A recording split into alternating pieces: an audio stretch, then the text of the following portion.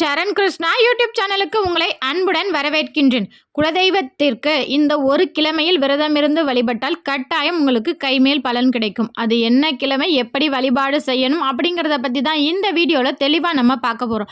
நம்ம சேனலில் உள்ள வீடியோவை ஃபஸ்ட் டைம் நீங்கள் பார்க்குறீங்க அப்படின்னா மறக்காமல் நம்ம சேனலை சப்ஸ்கிரைப் பண்ணி வச்சுக்கோங்க. நம்ம சேனலில் தொடர்ந்து குலதெய்வ பதிவுகள், ஆன்மீக தகவல்கள் வந்து கொண்டே இருக்கும். வாங்க வீடியோக்குள்ளே போகலாம். நம்ம எவ்வளோதான் இஷ்ட தெய்வ வழிபாடு செய்யும் போதும் அந்த வழிபாட்டுக்கான பலன்கள் மட்டும்தான் நமக்கு கிடைக்கும். ஆனால் நம்ம குலதெய்வத்தை வழிபாடு செய்யும் போது நம்ம மட்டும் இல்லை, நமக்கு அடுத்து வர சந்ததிகளும் நம்ம குழந்தைங்களுமே ரொம்பவே நல்லா இருக்கக்கூடிய ஒரு அற்புதமான வழிபாடு தான் குலதெய்வ வழிபாடு. அதனால தான் நம்ம முன்னோர்கள் காலம் தொன்று தொற்றிலிருந்து குலதெய்வ வழிபாடை கட்டாயம் செய்யணும். அதுவும் குலதெய்வ வருடாந்திர பூஜைக்கு யார் எந்த வேலையில் இருந்தாலும் 2 நாள் 3 நாள் லீவு போட்டாவது வருடாந்திர பூஜைக்கு குடும்பமாக நம்ம போகணும் அப்படிங்கிற பழக்கம் இன்னுமுமே பல குடும்பங்களில் இருக்குது.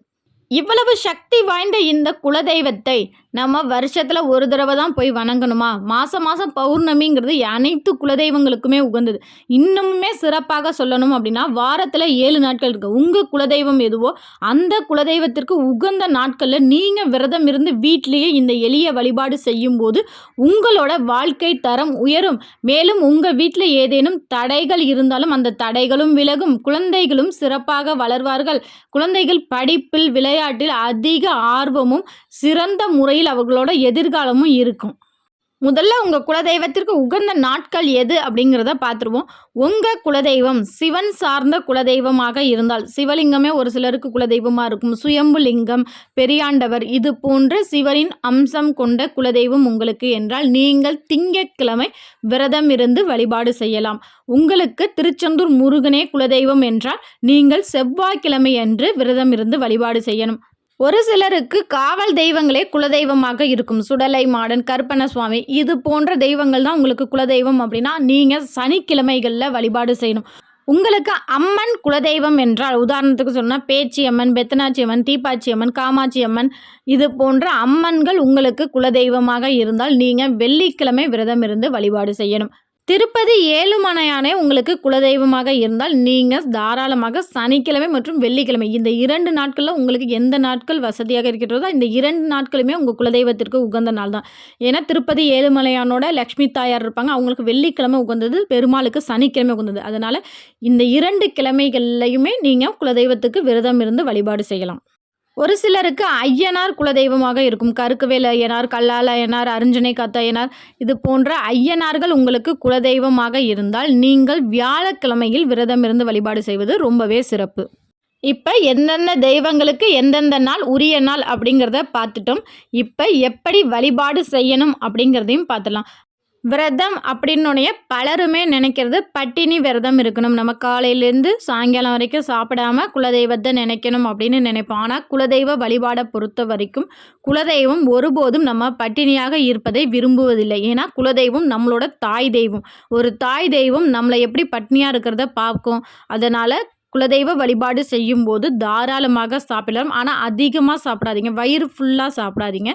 அசைவமும் சாப்பிடாதீங்க. உங்கள் குலதெய்வத்திற்கு அசைவ படையல் தான் போட்டு நீங்கள் வணங்குற வழக்கம் இருக்குது உங்கள் குலதெய்வ கோயிலில் அப்படின்னாலுமே நீங்கள் வீட்டில் வழிபாடு செய்யும்போது அசைவம் சாப்பிடாமலே உங்கள் குலதெய்வத்தை வழிபாடு செய்யுங்கள். குலதெய்வ வழிபாடு செய்வதற்கான நேரம் காலை பிரம்ம முகூர்த்தத்திலிருந்து மாலை வரைக்குமே, இரவு கூட நீங்கள் தாராளமாக செய்யலாம். ஆனால் நீங்கள் இதில் கவனிக்கிறது என்னென்னா நீங்கள் வழிபாடு செய்கிற நேரம் ராகு காலமாக இருக்கக்கூடாது, யமகண்டமாக இருக்கக்கூடாது. நல்ல நேரம், கௌரி நல்ல நேரம், குளிகை, இந்த 3 நேரங்களிலும் செய்வது சிறப்பு. வழிபாடு முறைகள்: நீங்கள் காலைல எழுந்ததுமே முதல்ல உங்கள் குலதெய்வ தீபத்தை ஏற்றிக்கொள்ளுங்கள். ஏற்றும் போது சொல்ல வேண்டிய மந்திரம் ஸ்ரீம் க்ளீம் குலதெய்வம் நமக, ஸ்ரீம் க்ளீம் குலதெய்வம் நமக. அதாவது குலதெய்வம் அப்படிங்கிற இடத்துல உங்கள் குலதெய்வத்தோட பெயர் சொல்லி நமக அப்படின்னு நீங்கள் சொல்லணும். ஸ்டீம் அப்படிங்கிறது பொருளாதாரம் சார்ந்த, பணம் சார்ந்த பிரச்சனைகளில் இருந்து உங்களை விடுபட வைக்கும். கிளிம் அப்படிங்கிறது உறவு சார்ந்த பிரச்சனைகளிலிருந்து உங்களை விடுபட வைக்கும். உறவும் பணமும் சேர்ந்து உங்கள் வீட்டில் சுபிட்சமாக இருந்தால் அந்த வீடே ரொம்பவே சந்தோஷமாக இருக்கும். அதனால தான் இந்த மந்திரத்தை அன்றைய நாள் முழுவதுமே உங்களால் எத்தனை தடவை சொல்ல முடிகின்றதோ அத்தனை முறையும் நீங்கள் சொல்லிக்கிட்டே இருக்கலாம். இதை சொல்லிக்கிட்டே நீங்கள் பெண்கள் சமைக்கலாம், இதை சொல்லிக்கிட்டே இருங்க. எத்தனை தடவை அன்றைக்கி சொல்ல முடியுமோ அத்தனை முறை சொல்லுங்கள். ரொம்பவே நல்ல பலன்கள் உங்களுக்கு ஏற்படும். குலதெய்வ விளக்கு ஏற்றிய பிறகு சுவாமிக்கு நெய்வேத்தியமாக பசும்பால் வைப்பது சிறப்பு. பசும்பால் கிடைக்காத பட்சத்தில் நீங்கள் பாக்கெட் பால் வாங்கி காய்ச்சி அதில் ஒரே ஒரு ஏலக்காய் மற்றும் கொஞ்சம் வெல்லம் கலந்து நெய்வேத்தியமாக வையுங்கள். கண்டிப்பாக வெல்லம் தான் கலக்கணும், ஜீனி கலக்கக்கூடாது, வெள்ளை சர்க்கரை சேர்க்கக்கூடாது, வெல்லம் தான் கலக்கணும். இதை வைத்த பிறகு தீபம் ஏற்றுங்க, மந்திரம் சொல்லுங்க, தூபம் போடுங்க, ஆராதனை செய்யுங்க. செய்யும்போது உங்கள் நிலைவாசலுக்கும் அனைத்துமே நீங்கள் செய்யணும். தீபம், தூபம், ஆராதனை அனைத்துமே நிலைவாசலுக்கும் காமிச்ச பிறகு உங்கள் பூஜை அறையில் உங்கள் குலதெய்வ படத்திற்கு, குலதெய்வத்திற்கு அனைத்துக்குமே செய்து விட்டு அடுத்தது நெய்வேத்தியமான வைத்து பஞ்சபாத்திரத்தில் நீர் விளாவி உங்கள் பூஜையை நிறைவு செய்து கொள்ளுங்கள். குடும்பமாக சேர்ந்து நீங்கள் செய்வது இன்னுமே சிறப்பு. குடும்பமாக செய்ய முடியலை அப்படின்னாலுமே பெண்கள் செய்யும்போது பூஜை நிறைவு செய்தவுடன் அப்படியே நீங்கள் வந்துடாமல் ஒரு 5 நிமிடம் உங்கள் குலதெய்வத்தை நினைத்து தியான நிலையில் உட்காருங்க. உங்கள் குலதெய்வம் உங்கள் முன்னாடி உட்காந்துருக்காங்க, நீங்கள் அவங்க பக்கத்துலேயே உட்காந்துருக்கீங்க. உங்களுக்கு என்னென்ன தேவையோ உங்கள் குலதெய்வத்திடம் சொல்லுங்கள். இது போல் ஒரு 5 நிமிடம் நீங்கள் உங்கள் குலதெய்வம், அவ்வளவுதான்.